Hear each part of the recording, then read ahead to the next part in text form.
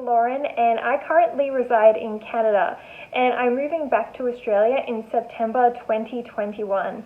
And it's been a super confusing process. I've had so many questions along the way, so I just wanted to make this video of my end-to-end process to hopefully make someone else's life a little bit easier.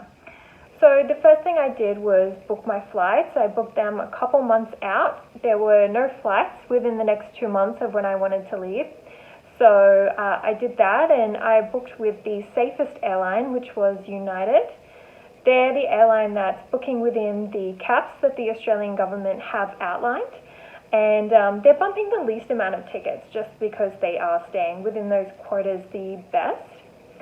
The second thing I did is booked a business class ticket, and I have to tell you, it was hella expensive, but I am moving country, so I really needed the comfort of having some certainty because the airlines are the ones in charge of bumping the tickets, and we know they're not doing too well financially right now. They are bumping the cheapest tickets, so I know paying a lot of money for my ticket sucks, but it's going to get me home sooner probably, so I took that risk. So right now it's a week before I fly, so I wanted to check in with you first now because this is when your paperwork starts. So today I have filled out my Australian Travel Declaration, which you can find on the Australian government's website. And it's just going to ask you things like your passport details and your quarantine information when you arrive, and you just need to print that out and take that with you when you fly. The other thing I did about a month ago was book my COVID test. So I'm in Canada. I purchased the PCR test, which is what you need to get to Australia. It's also good for my travel to the States, which I'm stopping in San Fran on the way home. So I purchased that, and then I had to book through the pharmacy. So I'm going to do that Sunday, which will be 3 days before I fly out, and then hopefully I'll get my test soon because really need that to be negative before I fly. Fingers crossed, and hopefully you guys can enjoy coming on this journey with me. Checking in, it's Sunday night and I'm flying on Wednesday. So I'm just on my way to get my COVID test. I have my documentation here and my passport on me. So I'll check in with you after and let you know how it goes. I'm so happy. 32 hours after my COVID test, my results came back negative.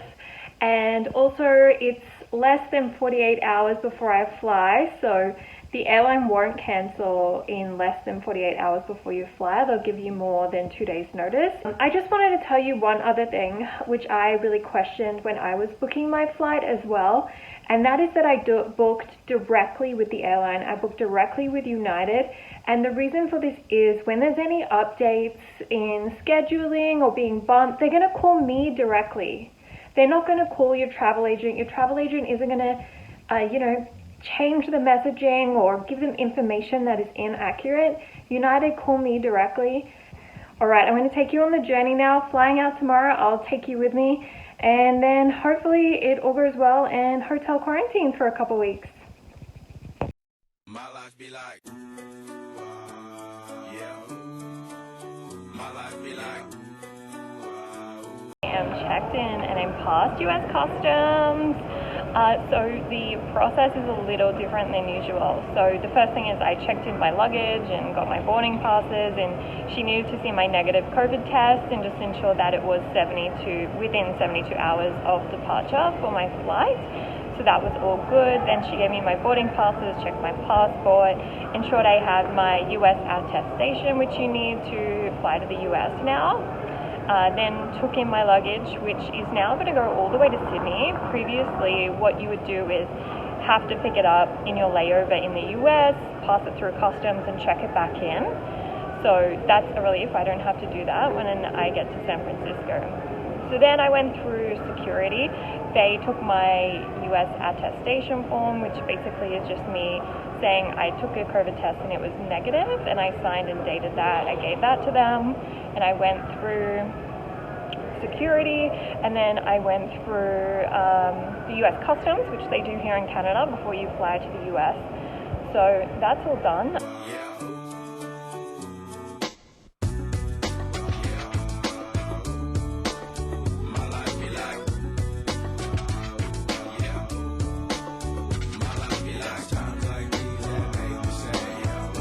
I just wanted to update you. So my flight here with Air Canada was great, really smooth. I haven't once been temperature checked, so I found that super interesting. And in fact, when I got here off the plane in San Francisco, my departure is just the other side of the hall, so I don't need to go through security again or anything. I'm just going to check with them once they open the desk if my bags have been brought onto the flight and they were carried through okay. But otherwise, I can just explore. So when I checked in, they got my Australian travel declaration as well as my negative COVID test, and that's all I really needed to get onto the flight, as well as my boarding pass and my passport.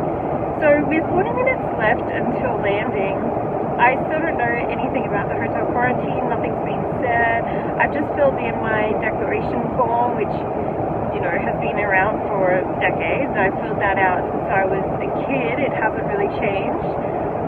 Otherwise, I've just looked at arrival info on my TV and the airplane, and it still has, like, here's how you go to the buses. So no idea how this is going to work when we land, but let's see how it goes.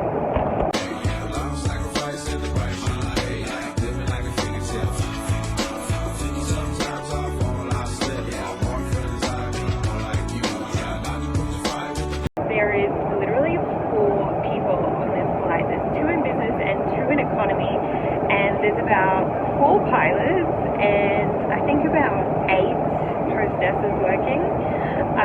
So it's insane, and I'm telling you, I paid a lot for this flight, but considering it's more of a private jet vibe, it's actually super cheap. My life be like, yeah. My life be like, yeah. I just wanted to touch base since landing. So what has happened is, since I landed, we were told to stay seated on the plane, and there was an announcement over the plane from New South Wales Police, and they told us that we'd then go into 14-day quarantine. And then we could leave the plane, and there was someone waiting for us, and a nurse just checked with us if we're okay with going into 14-day quarantine, any health risks that we may have, and there were New South Wales Police waiting for us at the end, and the military. The military took our bags and loaded those onto the bus, and we were directed by New South Wales Police to jump on the bus. We were then driven to a hotel, which we didn't know what it was until we arrived. So there were only 4 of us on the flight, so all 4 of us ended up at the same hotel. So then, yeah, the military basically brought all our bags up to our room for us, which was super helpful. And then once we got to the hotel, New South Wales Police, even more of them, were waiting downstairs and checked us in, essentially asking us where we're going after this. So then I came up to my room, and I haven't seen anyone since. In the meantime, I'll take you on the journey of what I've been up to, what I've been eating. I know a lot of you are curious about that. But the hotel I'm staying at, reception is super easy to dial on the phone here. They've been super helpful with any concerns or things that I've needed, such as more food or allergies, those type of things. They also have a Facebook group here, which has been really great. They run like prizes, and I won a coffee this morning, and the other day I won one of the riddle questions that are on our menu, so I got some free chocolates. So it's kind of fun to kind of feel like you're involved, even though you can't actually see anyone. So yeah, here, keep watching for my journey through quarantine.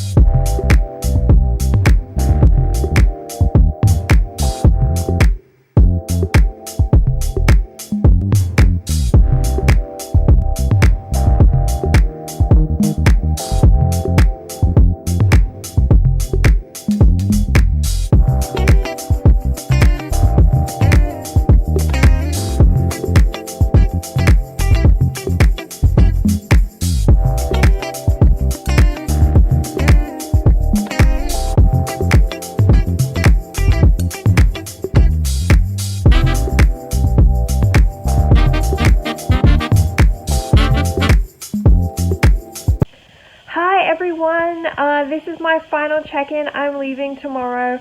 All my COVID tests were negative, so the police just came around this afternoon to tell me I can leave tomorrow.